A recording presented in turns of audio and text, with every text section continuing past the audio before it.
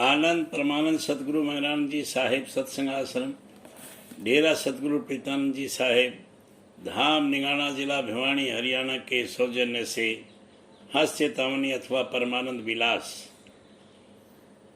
हजूर परमानंद जी साहेब द्वारा रचित, अर्थात वह जीवों सूरतों को इस भवसागर में सना सना निर्मल करके जिस जिस मंडल तक के उनके पर्दे अक्स उतरते जाते हैं, वहीं वहीं तक अपने सत्संग रूपी जहाज में बिठाकर आप केवट रूप बन कर ले जाते हैं और ले आते हैं। अंतर में ले जाना, ले आना, ये अंतर का सत्संग है।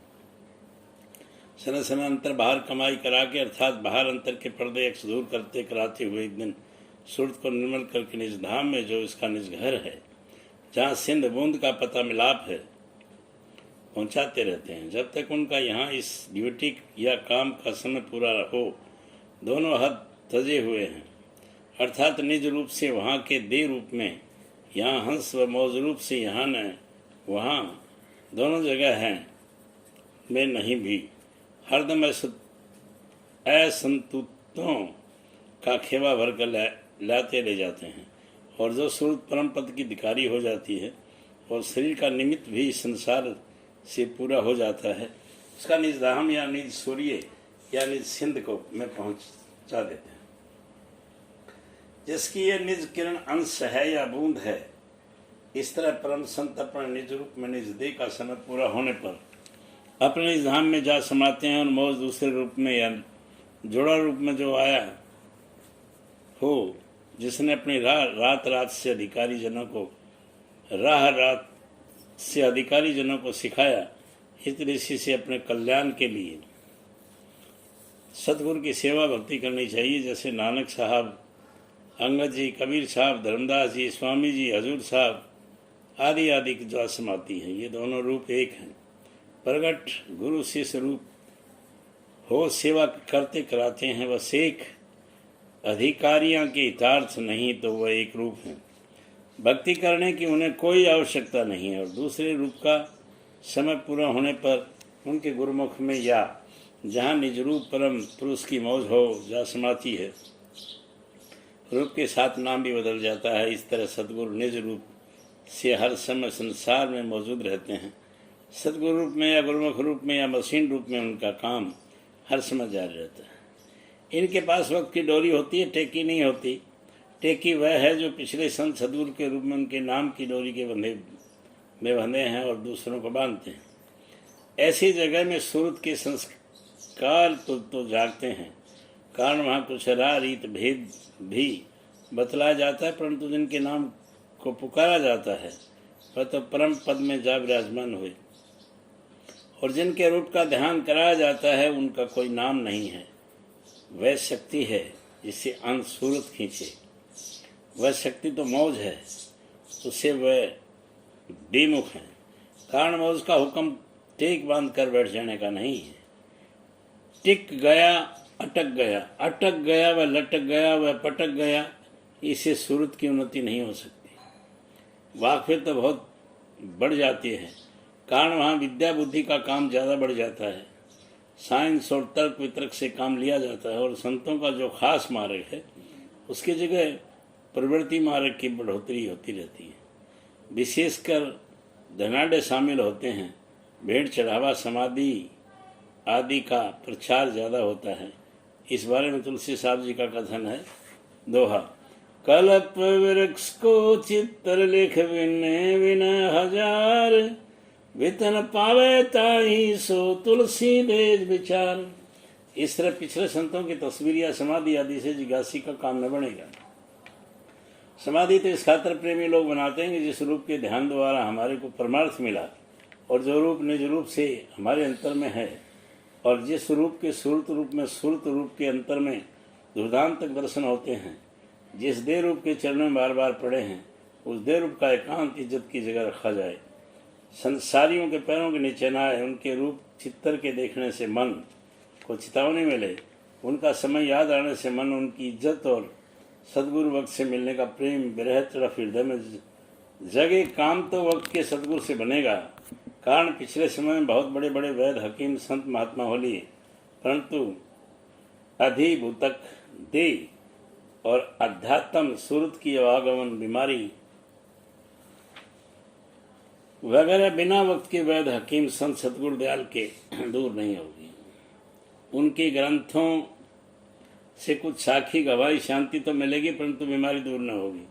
कुछ ही तो सतगुरु के पास है, इसलिए कहा गया है, वक्त गुरु की मान तेरे भले की कहूँ, पिछलों की तो जटेक तेरे भले की कहूँ। इसलिए सच्चे जिज्ञासु प्रेमी जिसको अपने जीव सुरत के कल्याण की चिंता है और संसारी बंधन दुख रूप दिखाई देते हैं और मायावी पदार्थों में रुचि कम हो गई, चाहिए वक्त के संत सतगुरु या उनके हंस सतगुरु सत्संग में अति दीन अधीन होकर बैठें और वचन वाणी सुनता रहे और उनकी दृष्टि से अपनी दृष्टि मिलाए रखे। अति प्रेम प्रीति से उनके चरणों में भाव बढ़ाता रहे। अक्षण अक्षण पल पल तुम्हारे संशय भरम दूर होते जाएंगे और मन स्थिरता शांति बढ़ती जाएगी और सुरत का सिमटाव सन सन होने लगेगा और तुम्हारा मन दर्शनों में इतना लगेगा कि दूर होने से मन किंचित प्रसन्न होगा, अंतर में दुख मानेगा। उस समय वह दयाल आएगा और तुम्हारी सच्ची प्रार्थना से तुमको अंतर का भेद देंगे। इस पिंड में कुल ब्रह्मांड का भेद इसी के द्वारा कुल दयाल देश का भेद जनाएंगे और उनके वचन अति प्रिय और शक्ति से भरे हुए होंगे। तुम्हारे अंतर के अंतर में अति शांति प्रदान करेंगे।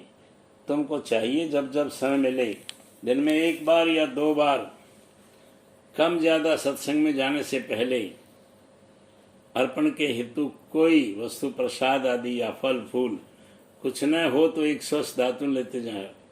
अर्पण के पश्चात दीनता सहित अपने मस्तक से उनके चरण कमलों में स्पर्श करो और आगा का पाकर उचित जगह पर बैठ जाओ और शांतिपूर्वक वचनवाणी सुनते रहो। अपनी दृष्टि को उनकी दृष्टि से मिलाए रखो। इस रीति से उनके सर्व विचार तुम्हारे अंतर में समा जाएंगे, उनका निज रूप भी तुम्हारे अंदर समा जाएगा। यहाँ तक कि इस अवस्था को बढ़ाओ कि बाहर मुखी स्थूल से स्थूल रूपी दृष्टि पड़े और अंतर्मुख होने से अरूप अर्थात असल सतगुरु तुम्हारे अरूप सुरत के दृष्टि गोचर हो जाए। जो मार्ग अंतर्मुख होकर अंतर में चलने का सतगुरु बता चुके हैं उस पर चल दो। दिन में रात में जय जय जब जब समय मिले, 1 बार 2 बार 4 बार दरबार में या एकांत घर में प्रेम प्रीत से कम 1 घंटा ज़्यादा की कोई ज्यादा नहीं। इस अभ्यास को नित्य प्रति करते रहो, समय को बढ़ाते रहो, परंतु पराविद्या है अर्थात सदैव के सुख की प्राप्ति या उसके मार्ग में रुकावट के अनेक पर्दे अति सूक्ष्म स्थूल पड़ गए हैं, अति दुखदायी हैं। उनके दूर करने चीरफाड़ के उपाय और उस मार्ग को भेद आदि संत सतगुरु द्वारा लिए जाएं, तो पराविद्या के विद्यार्थी को चाहिए कि संत सतगुरु या सतगुरु के तर्ज तरीक अथवा चाल चलन स्वार्थ तथा परमार्थ में अपनी बुद्धि न मिलावें। जो काम करें सतगुरु के मन चित्त बुद्धि अहंकार से करें। अपना तन मन धन सतगुरु को अर्पण कर देवें। जहाँ तक हो सके उसकी तवज्जो अर्थात उनकी अंतर में अंतर की धार को अपनी तरफ झुकाए रखें। प्रेमी क्या नहीं कर सकता। दोहा, स्वामी सेवक एक मत मत में मत मिल जाए, चतुराई रीझे नहीं रीझे मन का भाई। एक भरोसा एक बल एक आस विश्वास, स्वाति सलिल गुरु चरण है चात्रक तुलसीदास।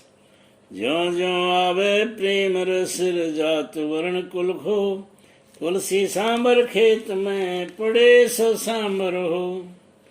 उनके अंतरेव की धार अपनी चेष्टा से अंतर और बाहर के सब भ्रम भूत पर्दे टूट जाएंगे। सुरत अपनी प्राप्त अनमोल वस्तु को जिसका यह प्राप्त समझे हुए थी प्राप्त हो जाएगी, अर्थात अपने निज रूप से कोई भिन्न नहीं है। भ्रम वश निज देश से दूर आकर भूलकर स्वार्थी के आवनों से ढककर अपने को अक समझ भिन्न भिन्न दूर मान रखा था। इस वास्ते निज दयाल को अपने निज हंस से या हंस द्वारा उसी जैसा मनुष्य रूप में आना पड़ा।